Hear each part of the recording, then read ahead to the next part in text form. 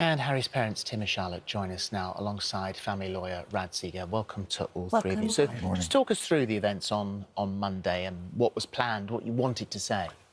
As you know, it's been rather quiet recently. We've not had much from the Foreign Commonwealth Office or the CPS. It's very quiet. And we're getting very frustrated. And I see that Mr Raab was in London that evening. And I just thought we could go and maybe have 5 minutes of his time and chat to him and ask him what the delay is and what is he trying to do to help get this through quicker for us. Well, you were kept outside because there were fears of overcrowding. You can hear clearly on the tape there that he's saying, you know, I've given you my number, and you went, no, actually, I haven't. I haven't got his number. Why would he say something like that? I don't know. I don't know if he's misunderstood or something, but I promise you he never gave us his number when we had the Because you'd be meeting. calling him and not standing outside in the cold. I would like to think he would call us as well with updates, but we've had nothing from him, and it was just I knew he was there, and it was just a chance for me to try and speak to him. He said it was not on to be confronted in front of the cameras. What did you think to that reaction? No need, is there really? You know, he's used to being in front of the camera. You know, all Tim wanted to do was just try and get 5 minutes. He wasn't there to try and stop him going in to get on with his evening. He just wanted to ask him a question. And was he in a rush? Did he have a lot of... No, there was 10 minutes before it started. And, you know, it was 7:30 start, and it was just 7:20. I only wanted a couple of minutes. It wasn't like I wanted a lot of his time. How does it feel then? Because really, you're both on the same side with this, you know, you're coming from the same argument. It's not that they're saying that you're doing anything wrong. They both believe that, you know, she should do the right thing and come back here. So why does it feel like this is becoming a battle for you? Purely because we just don't understand what all the delay is. You know, there are many cases that we realise that they're dealing with, but Harry should have been an open and shut case. You know, there are people committing crimes similar to Harry's that are getting the charge put in place within 24, 48 hours. Yeah. You know, we're not asking for the prosecution. We're not asking for anything apart from them to just put the charge in place. You know, they've got a complete file as far as we're aware. They've got CCTV evidence, they've got witness statements, including one from Harry himself, we believe, prior to him becoming too poorly to talk. But they've got as much information as the police could possibly give. Well, Nick Adderley, the Chief Constable of Northamptonshire Police, that's the force investigating Harry's death, wrote a letter to the US Embassy on the 1st of October. It's now been made public under a Freedom of Information Act. In the letter, he said, while the privilege of immunity exists, this is a moral and grave failing in Anne Sacoolas' civic duty to assist with a serious investigation. This is a distressing incident which has caused much pain in the family. I formally request that she returns to the UK to assist police with their inquiries. And the thing is, you know, how far can it go if they say no and she says no?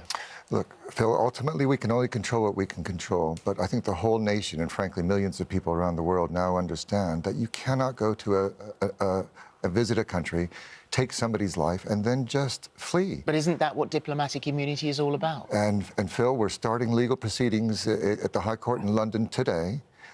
We say she never had diplomatic immunity. But even if she did have diplomatic immunity, it's not a get-out-of-jail-free card. So we say the whole diplomatic immunity issue is a complete red herring. It's nothing to do with it. If this had happened in London and Harry had been run down by a diplomat from one of the embassies, they still couldn't flee the country. It makes no sense whichever way you look at it, and she has to come back. Sorry. No, I was just going to say, and the reason this is so important to you as a family is because until she is charged, you are in complete limbo. Yes, you cannot move on. No, we're stuck, aren't we? We are stuck. You know, our heads are literally stuck in August. You know, you go outside the front door, you forgot to put a coat on, and then it suddenly hits you that we're almost in December. You know, everything's so much hard work, everything's so much effort. But we made that promise to Harry that night we lost him, that we would see that justice was done. Of course, we had no idea it was going to be this hard. We couldn't see how it could be. Right from the off, it was extremely obvious what had happened. But we made that promise. We're sticking to that promise, and it's now a promise to the nation. You're taking legal action against the Foreign Office? Yes, so that's starting today. The Foreign Office decided that she did have diplomatic immunity, which is completely incomprehensible. And so so we're asking the High Court to quash that decision, because effectively what it did was it stopped Northamptonshire Police from carrying on the investigation, which led to all this. And just to follow on from what these good people have just said, the suffering that these people are going through is indescribable. They're completely underplaying it. Those of us who live around them and in the village and in the community, we're all worried about these people. They are heroes for being here today, to come out and do this as they're doing. But, you know, it's time. Christmas is coming up. The suffering has to stop. A Foreign Office spokesman said, "We've done everything we can properly to clear a path so that justice can be done for Harry's family." As the Foreign Office set out in Parliament, the individual involved had diplomatic immunity whilst in the country under the Vienna Convention on Diplomatic Relations. If you lose this, bearing in mind how expensive these cases are, then what happens? There's no price on our son's life. They can have whatever we've got. And I don't see how we can lose when the lady in question's admitted it. I mean, how can they not charge her? That's what I'm And saying. legally? We simply would not be taking this action if we weren't confident that we were going to win. We will prevail, not just for these good people, for you and I and everybody else out there. You can't have this happen. Okay.